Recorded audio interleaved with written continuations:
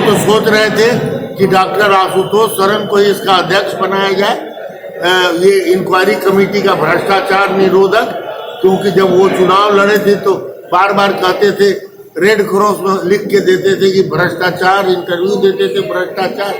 तो हमने सोचा कि उन्हीं को बना दो इंक्वायरी कमेटी का, जरा बतावे, लेकिन वो तो फरार हो गए।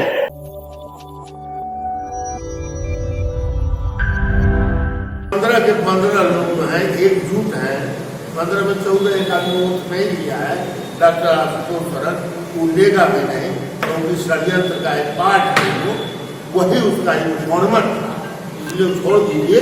तो 14 लोग यदि एक साथ हैं, और मैं प्रेस में कह रहा हूँ, क्यों नहीं वोट ले रहा, जरा उससे पूछिए आप।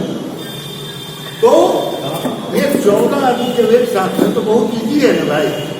जब हमारा वैलिड हो जाता तो ये लोग फिर मीटिंग करता, उस आदमी से लिखवा लेता है कि पर्सनल कारणों से मैं इस्तीफा देता हूँ, हम फिर लोगों को बना देता है।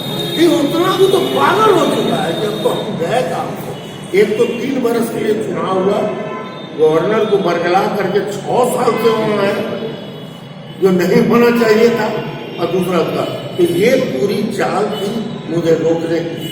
लेकिन और ऐसे दुख की घड़ी में इन लोगों ने हमारे साथ वर्ताव किया जिस समय कोई दुश्मन के साथ भी नहीं कर सकता। पुत्र का श्राद्ध का ये है और उससे क्या, लेकिन ऊपर वाला देख रहा है। मेरे साथ न्याय हुआ, मैं लोकल अखबारों में पढ़ता था कि क्या क्या लिखा के आ रहा है। कुछ लोगों ने तो बहुत लिखा कि इनके लिए अजगमान, कुछ लोगों ने तो बड़ा जरा ज़्यादा ही खराई से लिख दिया। शायद आशुतोष सरन जी ने कुछ इन्फ्लुएंस किया होगा अपनी बात करके, चाहे वैसे कुछ लोग हैं, वो जो अग्रवाल साहब हैं, पता नहीं उनका हम किस जन्म का कर्ज खाए हैं, उन सब की तो मैंने सेवा की है। कितने लोगों का मोतिहारी का इलाज किया, ऑपरेशन किया, करवाया, यहाँ कैंसर डिटेक्शन सेंटर खुलवा रहा हूँ, वहाँ ये करवाया, नेफ्रोलॉजिस्ट को बैठा रहा हूँ, सब काम कर रहा हूँ। फिर भी इन लोगों ने जो किया, भगवान ने सब देखा।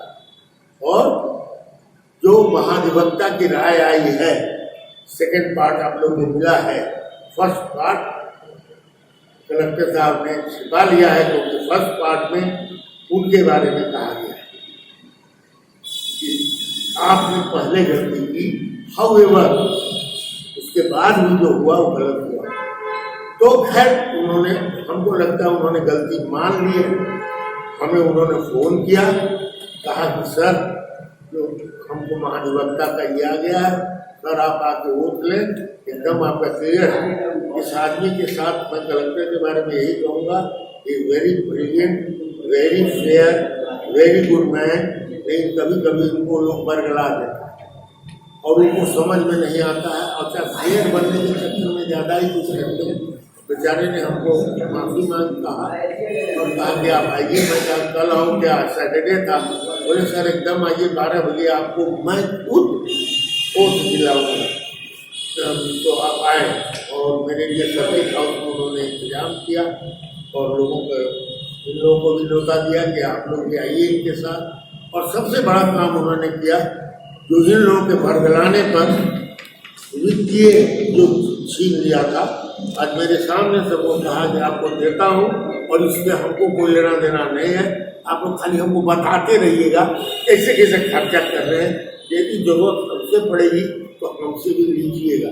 यही बात उन्होंने कही, एकदम टोटली हिल होल्ड फ्री कर दिया सब कुछ। कहा कि जितना बढ़िया काम करिएगा।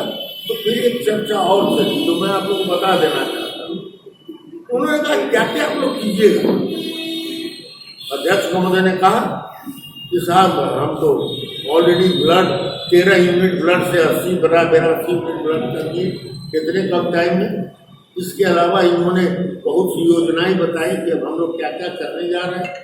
उसमें 2 योजनाएं बहुत ही इम्पोर्टेंट योजना है।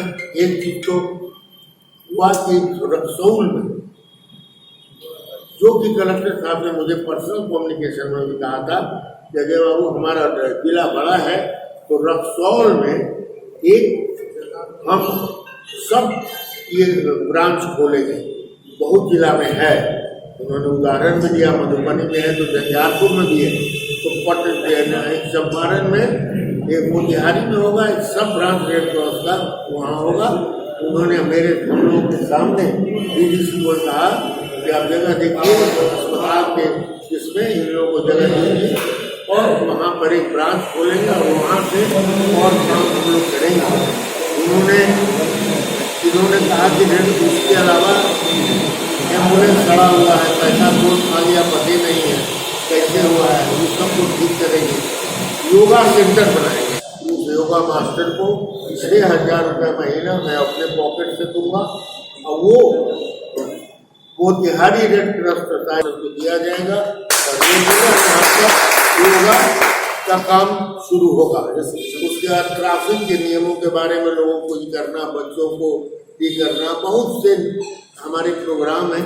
हमने ये भी कहा है कि उससे जो मन पड़ेगा, मेरा जो अपना दायरा है और स्टेट कमेटी में मैं जब चला जा रहा हूँ तो उम्मीद करता हूँ कि वहाँ भी लोग निष्पक्ष चुनाव करके मुझे उच्चतम पद देंगे तो अपने जिला में तो हमको करना ही है। बाकी तो प्रांत में बहुत गड़बड़ियाँ हुई हैं। हम एक चलाते थे पहले 2016 के पहले फर्स्ट एड ट्रेनिंग प्रोग्राम, कितना जरूरी था, वो भी रूरल एरिया के लिए चलाते थे। 2 दिन का प्रोग्राम रखते थे और रूरल एरिया के लोगों को कहा कि ट्रैक्टर से गिर गए, रात में सांप काट लेगा, उन्हें बैलगाड़ी से गिर गए, कहाँ गाड़ी में गिर गए, कुछ हो गई, अचानक ओकरा मैंने एक तरह के मिर्गी टाइप आई, कहा भाई कैसे भाई, तो वो वक्त गाँव से उसको लाना, उसके पहले क्या क्या फर्स्ट एड दे सकते हैं, कैसे यदि फ्रैक्चर हो गया तो बांध बूंद चला सकते हैं, ट्रेनिंग दे के हम लोग सर्टिफिकेट देते थे।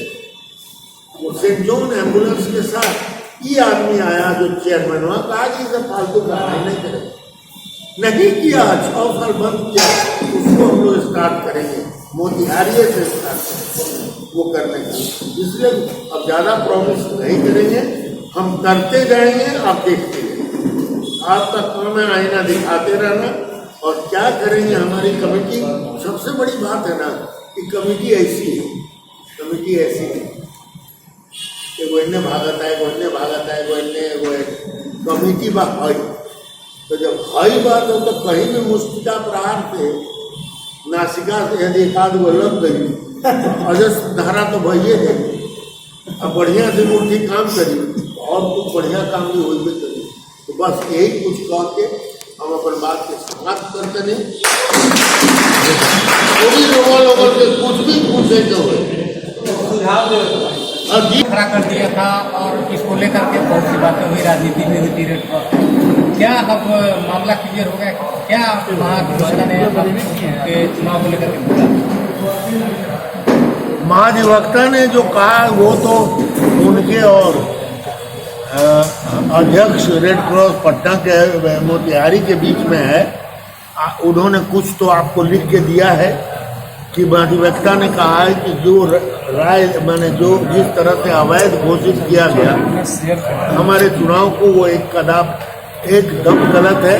रेड क्रॉस सोसाइटी के किसी नियम में कहीं भी कि ऐसा नहीं है जिसके तहत डॉक्टर अजय कुमार की सदस्यता को रद्द किया जाए।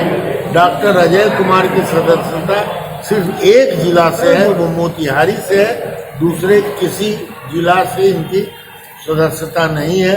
बहुत क्लियर कट उन्होंने मैसेज दिया है, इसलिए उसी के आधार पर डिस्ट्रिक्ट मजिस्ट्रेट कम प्रेसिडेंट ने मुझे कल रात में खबर किया कि आप आकर उठ लें और मैंने आज उठ लिया। सर एक सवाल, BND न्यूज़ से मैं अभिषेक हूँ। सवाल है, कल्याणपुर के सरकारी अस्पताल शायद आप देखे नहीं होंगे, नहीं गए हैं, वहाँ की एम्बुलेंस की हालत आप एक बार जाकर देखें। एम्बुलेंस की जर्जर स्थिति है और अस्पताल अब चाहे कब चाहे गिर सकती है, इसी स्थिति में अस्पताल की है। उस पर आपका क्या? ऐसा है कि अब कल्याणपुर जाने की क्या जरूरत है? हमारा मोतिहारी रेड क्रॉस का जरा एम्बुलेंस देख लीजिए, जाओ महाराज, उसका पानी, पेट्रोल के टंकी में पानी भरा हुआ है, पूरा इंजन सीज किया हुआ है यहाँ नाक के नीचे, और उस पर अभी हम लोग करने जा रहे हैं। कलेक्टर साहब ने 2,20,000 रुपए का पास हुआ और तो अध्यक्ष महोदय से उन्होंने कहा है कि इसका आप एक गवर्नमेंट अप्रूव्ड चार्टर्ड अकाउंटेंट से इंक्वायरी करवाइए, अपनी एक कमेटी बना करके इंक्वायरी कराइए। हम लोग तो सोच रहे थे कि डॉक्टर आशुतोष शरण को ही इसका अध्यक्ष बनाया जाए, ये इंक्वायरी कमेटी का भ्रष्टाचार निरोधक, क्योंकि जब वो चुनाव लड़े थे तो बार बार कहते थे, रेड क्रॉस में लिख के देते थे कि भ्रष्टाचार, इंटरव्यू देते थे भ्रष्टाचार। तो हमने सोचा कि उन्हीं को बना दो इंक्वायरी कमेटी का, जरा बतावे, लेकिन वो तो फरार हो गए, वो तो उठे नहीं लिए हैं। अब क्या करेंगे आगे हम नहीं जानते, लेकिन इंक्वायरी इसकी होगी। जहाँ तक कल्याणपुर का ये है, हम सिर्फ इतना ही कर सकते हैं अपने पर्सनल लेवल पर कि इसको जो है हम संज्ञान में ला दे सकते हैं पटना यहाँ के कलेक्टर को, और यदि लिख के कोई दे दे तो मैं इसको पटना में अध्यक्ष, ये क्या कहते, मंत्री और सचिव दोनों को दे सकता हूँ, क्योंकि दोनों से मेरे पर्सनल रिलेशन है। इस तरह का कंप्लेन है और जरूर वो इसका संज्ञान लेगा, लेकिन किसी को बोलिए मुझे लिख के दे।